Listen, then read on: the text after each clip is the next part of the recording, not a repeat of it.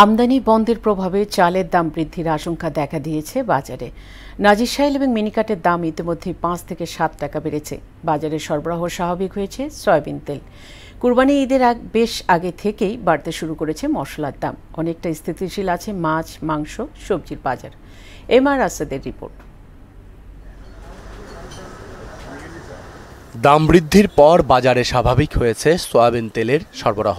রাজধানীর town hall বাজার ঘুরে দেখা যায় প্রায় প্রতিটি মুদি দোকানেই আছে ভোজ্য তেল। দোকানিরা বলছেন কোরবানির ঈদের এখনো বেশ সময় বাকি থাকলেও বাড়তে শুরু করেছে মশলার দাম।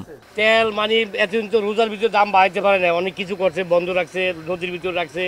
এখন দাম বাড়াইছে, এখন তেল আইতেছে হরদমে। বাড়তি রেটের মাল সব চলে যাইছে।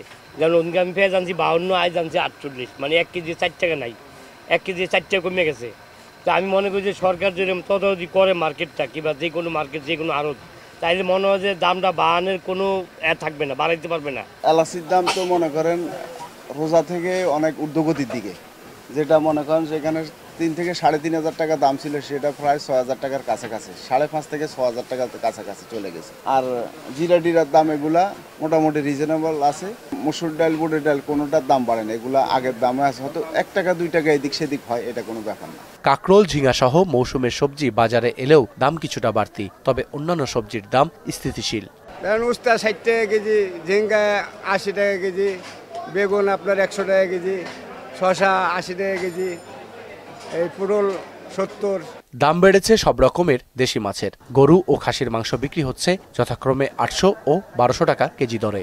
সামনে কোরবানি আছে, কিছু গরু স্টক করতেছে, যেটি সার গরুগুলো স্টক করতেছে। আমরা একটু এখন হাটে ঘাটে যাচ্ছি, একটু বেশি দামে কিনতেছি। আমরা রেট লাগিয়ে রাখছি 800 টাকা, 750 টাকাও বেচতেছি। পাবদা মাছ 400 টাকা কেজি, গোসা টাকা চাষেরটা হয়েছে 550, 600। আর মাছ একটা আছে 700, বড়টা আছে 750, 800। রূপচন্দ্র সিমনিকার ব্যবসা, তারা ইয়ে করে নিলে আটকা দিলে দাম বেড়ে থাকা। আর ব্রয়লার মুরগি 170 আর সোনালী 260 টাকায় বিক্রি হচ্ছে। এমআর আসাদ, মোহনা সংবাদ, ঢাকা।